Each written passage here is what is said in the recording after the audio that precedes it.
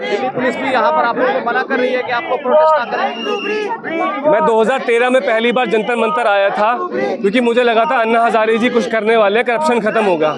आज इतनी बुरी हालत हो गई है, अपनी सांसों के लिए यहाँ पे आना पड़ रहा है। मेरे फेफड़े, आपके बच्चों के फेफड़े, आपके बुजुर्गों के फेफड़े इस रंग के हो चुके हैं। ये बात बताने के लिए भी मुझे दिल्ली पुलिस से परमिशन लेनी पड़ी और दिल्ली पुलिस मुझे कह रही निकलो। सोचो देश कहाँ पर आ गया। यही है कलयुग, इसी के बारे में बात कर रहे थे।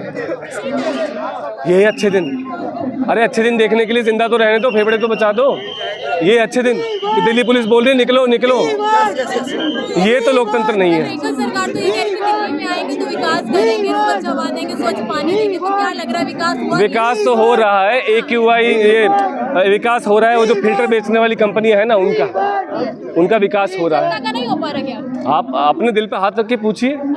100 में 90 आदमी जब सांस से बेहाल है, दिल पर रखकर हाथ कहिए आप क्या आज़ाद है?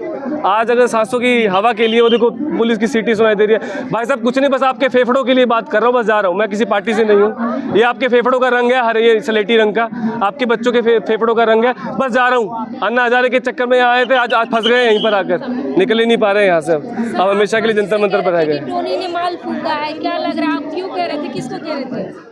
देखिए, जब कोई व्यक्ति गलत प्रकार की हरकतें करता है ना, आप मतलब भांग पीने के बाद क्या होता है? अगर मेरे प्रधानमंत्री, सबको पता है यार हम गैस चैम्बर में है, पर मेरे प्रधानमंत्री ये कह रहे हैं मौसम का मजा लीजिए। यार आप मेरी चोट ठीक नहीं कर सकते, पर उस पर नमक तो मत छिड़किए।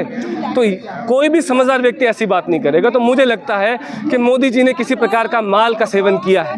वो माल है सत्ता का माल। जब आपको लगता है कि इनकी वोट तो चुरा ली है मैंने, अब क्या करेंगे? डंडे से भगा देंगे, पुलिस से भगा देंगे, जंतर मंतर बैरिकेडिंग कर देंगे, टीवी पे ब्लॉक कर देंगे, प्रोटेस्ट के बीच में किसी घुसा देंगे, कोई हिडमा कर देगा, संचार वाली ऐप छोड़ देंगे, वो देखो जहाज, वो देखो संचार ऐप, वो देखो हिडमा, ऐसा करेंगे, जनता भटक जाएगी। अगले साल फिर आप जंतर मंतर पे इकट्ठा होंगे और फिर कहेंगे कि नहीं नहीं नहीं हमें सांसों की आज़ादी चाहिए।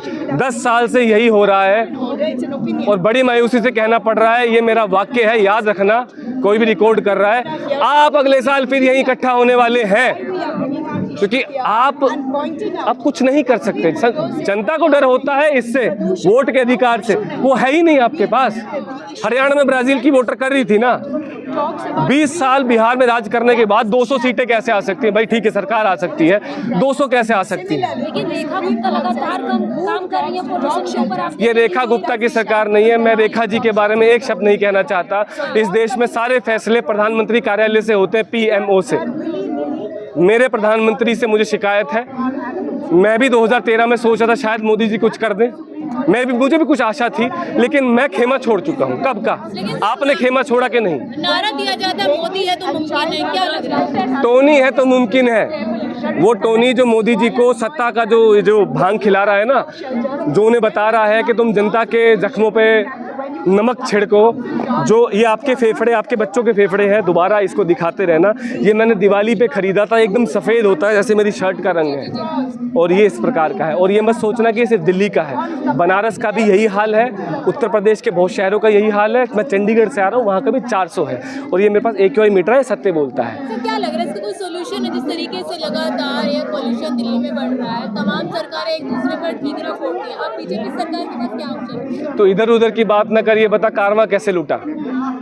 दुनिया के सबसे पोल्यूटेड राजधानी आज से 7-8 साल पहले बीजिंग थी, चीन की राजधानी, अगर आपको पता हो। चीन की राजधानी में 1000 से ऊपर था, और वहाँ पे ठंड यहाँ से ज़्यादा होती है, यहाँ से ज़्यादा इंडस्ट्री थी बड़ी बड़ी। अरे आज गूगल करो, कृपया करके गूगल करो, देखो वहाँ का AQI 40, 25, 60 है। अरे क्या उन्होंने मंदिर बनाया है क्या वहाँ पे? वो अपने देश के लोगों को 5 किलो अनाज पर रखकर उन्हें भिखारी बनाकर नहीं रखते। उनके लिए उनके देश के लोग असेट हैं। गरीबों का पेट भर रहे हैं तो आप कह रहे हैं भिखारी बना रहे हैं। देखिए भिखारी हैं जो 5 किलो अनाज, मैं तो कह रहा हूँ आप मुझे सबल बनाओ ताकि मैं 5 नहीं 50 किलो गेहूँ खुद खरीद सकूँ। मेरे पानी में यूरेनियम ना हो, मेरी हवा में जहर ना हो। मैं जब दिल्ली में आप घुसते हैं ना, आपको अचानक ही शोर सुनाई देता है, हॉर्न बजते हैं, लोग लड़ते हैं, झगड़ते हैं। क्यों? बिकॉज परपेचुअली आप स्ट्रेस में हो। आप 10 सिगरेट पीने के बाद समझदार बातें नहीं कर सकते हो, चिड़े चिड़े रहते हो। मेरी भी ये बहुत टाइट हो चुकी है। गुस्सा आता है, गुस्सा इसलिए आता है बिकॉज आप एक हल्के जहर में जी रहे हो। बाकी अगले साल फिर मिलेंगे, आशा है।